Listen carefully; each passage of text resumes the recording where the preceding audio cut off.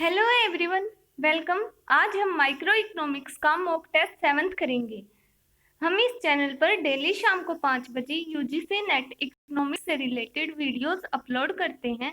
जिसने भी हमारे चैनल को सब्सक्राइब नहीं किया है वो हमारे चैनल को सब्सक्राइब कर लीजिए और बेल आइकन को भी प्रेस कर दीजिए, जिससे कि आपको आगे आने वाली वीडियोस की नोटिफिकेशन मिल सके। First question, Which among the following is or are true for cartel? इनमें से कार्टेल के लिए क्या चीज ट्रू है? कार्टेल सबको, जितनी भी फर्म्स आती हैं ना, कार्टेल के अंदर जितनी भी ओलिगोपोली फर्म्स आती हैं वो सारी की सारी को एक तरह से हम समझ सकते हैं कि साथ में लेके चलते हैं। तो उसमें किसी भी इंडिविजुअल के ऊपर फोकस नहीं किया जाता, ग्रुप के ऊपर, पूरे के पूरे कार्टेल के ऊपर फोकस किया जाता है, सभी फर्म्स को साथ में लेके चला जाता है। तो हम इस पॉइंट को देख के इसमें सोचते हैं, देखते हैं कि क्या चीज ठीक है। First option, it aims at maximising of individual firms profit. इन्होंने बोला है कि इंडिविजुअल फर्म के प्रॉफिट पे, पर कार्टेल में तो सबको साथ में लेके चला जाता है, तो ये गलत है। थर्ड पॉइंट है, it does not fix the price at which members sell their output. ये प्राइस फिक्स करते हैं, तो ये भी गलत। Second option, it decides the total output in the industry to which cartel represents. Total output मतलब कि जो सारी की सारी फर्म्स का मिलाकर जो आउटपुट होगा वो टोटल आउटपुट को डिसाइड करती है, तो ये बिल्कुल ठीक है। ऑप्शन थर्ड करेक्ट है। Why does demand curve have the negative slope? Due to income effect only, गलत। Due to substitution effect, ये पॉइंट हमारा ठीक है। So option third is correct. In the entry prevention model of Bain's, firms charge premium over.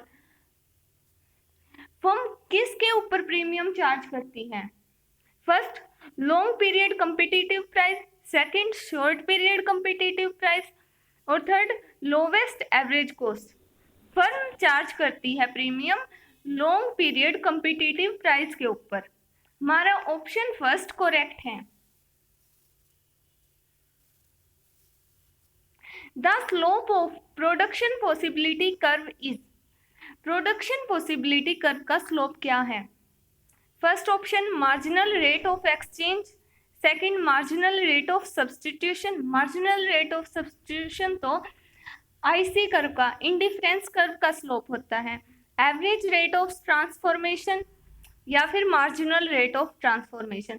Production possibility curve का slope है marginal rate of transformation, fourth option. Next, the demand for rare paintings and rare stamps etc. is explained by which among the following? Snob effect. Snob effect में हम rare चीजों की ही demand करते हैं, जो जिन चीजों की डिमांड सभी नहीं करते उन चीजों की डिमांड करते हैं। ठीक है, तो इन्होंने बोला है कि रेयर पेंटिंग्स, रेयर स्टैम्प्स, इसका आंसर स्नोब इफेक्ट ही है। Second, band wagon effect. Band wagon effect को ही हम डेमोन्स्ट्रेशन इफेक्ट बोलते हैं। इसमें हम दूसरों को देख के डिमांड करते हैं, मतलब जो फैशन में चल रहा है, जो ट्रेंड चल रहा है, हम उस चीज की डिमांड करते हैं। मतलब कि जो सभी डिमांड कर रहे हैं वही हम देखा देखी डिमांड करते हैं।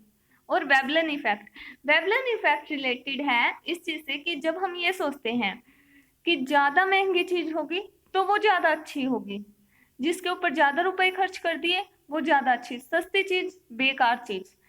वेबलन इफेक्ट में ये चीजें होती हैं। इस क्वेश्चन का आंसर है रेयर पेंटिंग, रेयर स्टैम्प्स वाले का snob effect. Next question, a market is said to be economically efficient if it maximizes. First option, consumer surplus, second production surplus, third aggregate of consumer and producer surplus, fourth none of the above. वो market economically efficient होगी जो consumer surplus और producer surplus दोनों को ही maximize करेगी, consumer और producer surplus को मैक्सिमाइज करेगी, वो ही मार्केट हमारी इकोनॉमिकली एफिशिएंट होगी। Next question, who among the following economist are associated with the concept of quasi rent? Quasi rent से कौन कौन से इकोनॉमिस्ट रिलेटेड हैं? एल्फ्रेड मार्शल भी हैं, जॉन रॉबिन्सन नहीं है, और डेविड रिकार्डो भी हैं। ये दोनों क्वासी रेंट से रिलेटेड हैं। और हाँ, इकोनॉमिक्स में फर्स्ट टाइम टाइम एलिमेंट का यूज एल्फ्रेड मार्शल ने किया था। डेविड रिकार्डो ने रेंट के ऊपर दिए हैं उनकी। Next, production function Q is equal to 150L 0.7 K 0.5 exhibits the returns to scale. इन्होंने पूछा कि ये प्रोडक्शन फंक्शन कौन सा रिटर्न्स टू स्केल बताता है।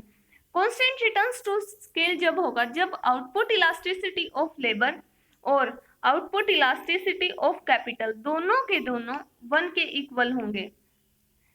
और इंक्रीजिंग रिटर्न्स टू स्केल जब होगा जब आउटपुट इलास्टिसिटी ऑफ लेबर और output elasticity of capital greater than 1 होंगे। डिक्रीजिंग रिटर्न्स टू स्केल जब होगा जब आउटपुट इलास्टिसिटी ऑफ लेबर और output elasticity of capital less than 1 होंगे। तो आउटपुट इलास्टिसिटी इसमें शो कर रहे हैं 0.7 जो है वो है लेबर की आउटपुट इलास्टिसिटी और 0.5 जो है वो है कैपिटल की आउटपुट इलास्टिसिटी। जब हम इनका टोटल करते हैं ये आ गया 1.2।